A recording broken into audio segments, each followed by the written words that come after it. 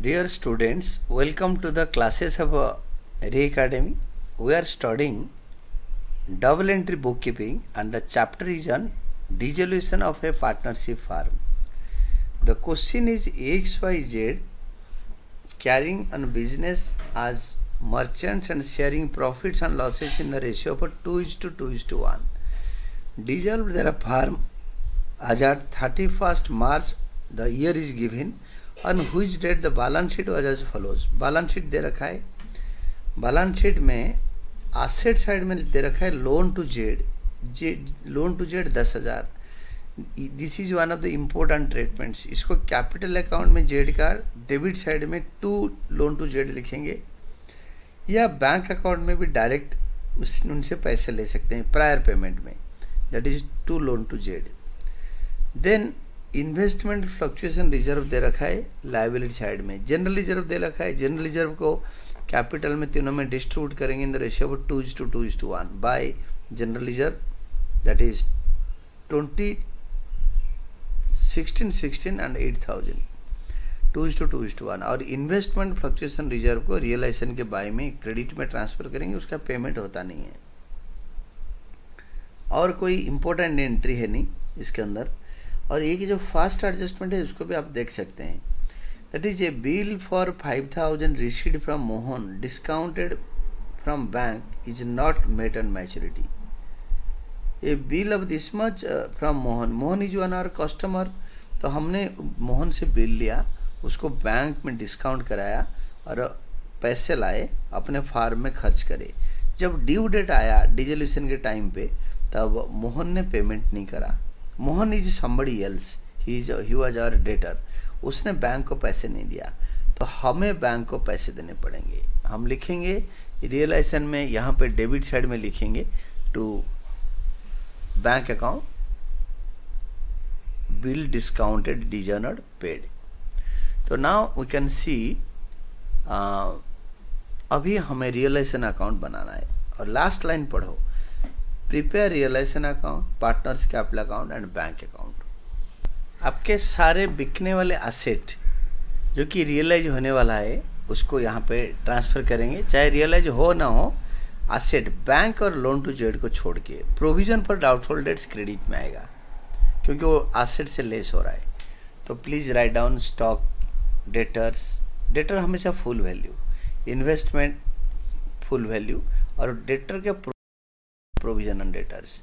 Then premises और loan to Z के capital या कैश के बैंक के डेबिट साइड में आना है. और यहाँ पे provision for doubtful debts 2,500, debtor से लेस करके 2 डेटर्स भी 47,500 लिख सकते हैं, बट वैसे नहीं करना. प्रोविजन फॉर डाउटफुल डेट्स इधर अलग से दिखाओ और यहाँ पे डेटर का full value. Then comes your sundry creditors 41,500 and bills payable 20,000 and bank loan भी नॉर्मल लाइबिलिटी की तरफ पे होता है तो 50,000. And next one is general reserve जो कि कैपिटल के क्रेडिट में आना है. And investment fluctuation reserve 40,000. Investment इधर, फ्लक्चुएशन इधर. इन्वेस्टमेंट डेबिट साइड में, फ्लक्चुएशन रिजर्व क्रेडिट साइड में. Now these are the assets we have transferred and liabilities we have transferred. इसको टोटल करके इकट्ठे करके ट्रांसफर करते हैं, बट इकट्ठे करने में डबल कैलकुलेशन लगता है. आगे आपका असेट रियलाइज करो by bank account asset realised. Adjustment में दे रखा है कौन सा असेट कितने में रियलाइज हो गया. Other assets 3,25,000, investment 56,500, total 381,500. To bank account liabilities and expenses paid.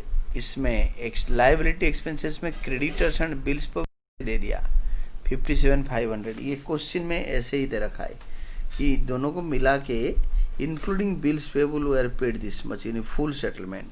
तो पूरा सेटलमेंट में 57,500.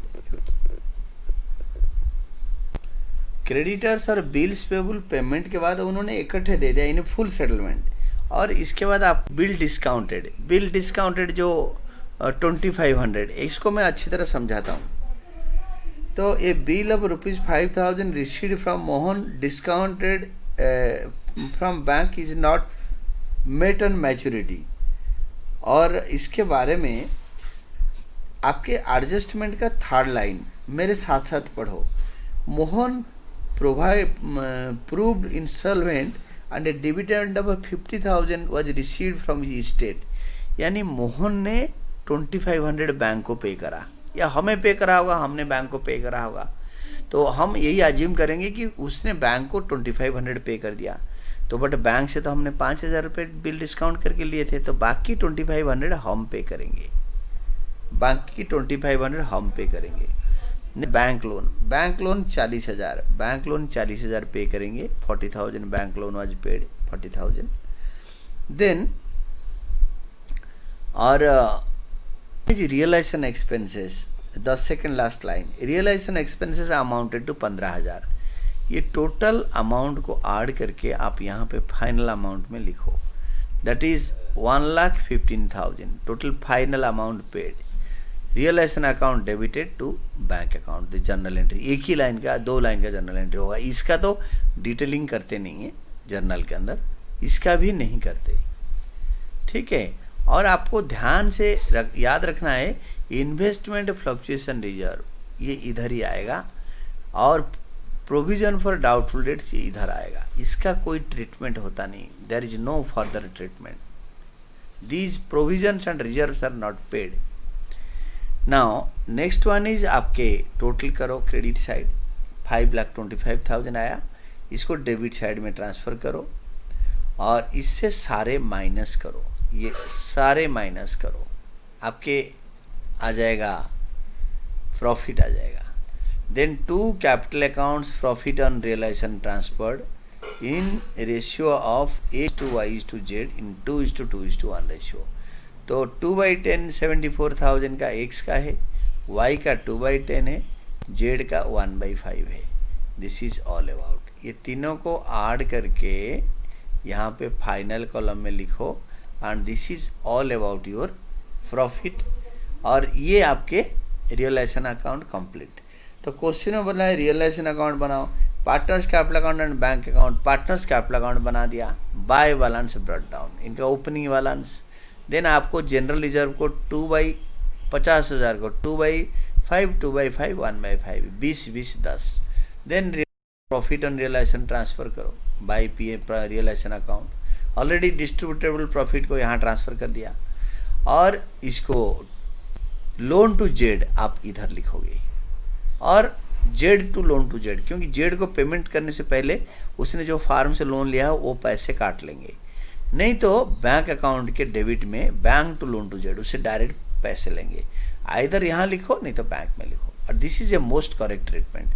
अगर पार्टनर ने लोन लिया है फार्म से तो दिस इज द ट्रीटमेंट। अगर फार्म को दिया है तो बैंक के बाय में, मतलब जेड्स loan to bank. Now total all this, और इसको डेबिट साइड में ट्रांसफ़र करो, और टू बैंक इनको कितने पेमेंट करना है निकालो, और बैंक अकाउंट में ये बाई XYZ में ये तीनों आ जाएगा, by X capital Y capital Z capital. तो now the thing is that bank account बनाओ। बैंक अकाउंट का ओपनिंग बैलेंस है 22,500, to balance brought down 22,500, to realisation account assets realised, तो रियलाइजेशन अकाउंट एसेट्स रियलाइज्ड इधर आ गया। और इसके बाद हमारा नॉर्मल क्रेडिटर को जो पे करते हैं 1,15,000 बाय रियलाइजेशन, देन ये तीनों को हम पेमेंट कर देंगे, that is by X capital Y capital Z capital. ये तीनों को फिर टोटल कर देंगे। ये टोटलिंग मैच कर गया तो हमारा सब कुछ ठीक है, यूजुअली ठीक है, क्योंकि अगर हो सकता है कि कंपनसेटिंग एरर हो, कोई एक जगह पे 2 लिख गया, 2 जगह पे 1 लिख गया, तो ऐसे भी हो सकता है। And these are all about your answer. और सबसे इम्पोर्टेंट चीज़ होता है हर लाइन का एडजस्टमेंट का और आइटम का मतलब निकाल कर आपको एनालाइज करके लिखना है। जैसे लिखा है ऊपर, bill 5,000 received from Mohan, discounted from bank is not met on maturity. फिर पीछे लिखा है कि 50% मोहन पे करा थर्ड लाइन में, तो ऐसे कन्फ्यूजन के लिए दिया रखा था लोन टू जेड, तो आप इसको कभी चेंज करके जेड्स लोन नहीं लिखना, आज इट इज लैंग्वेज में लिखो, तो this will help you to get 100% marks. और अगर कहीं पे समझ में नहीं आया तो बार बार क्वेश्चन पढ़ो और वीडियो को पॉज करके बार बार देखो। and this is all about your answer.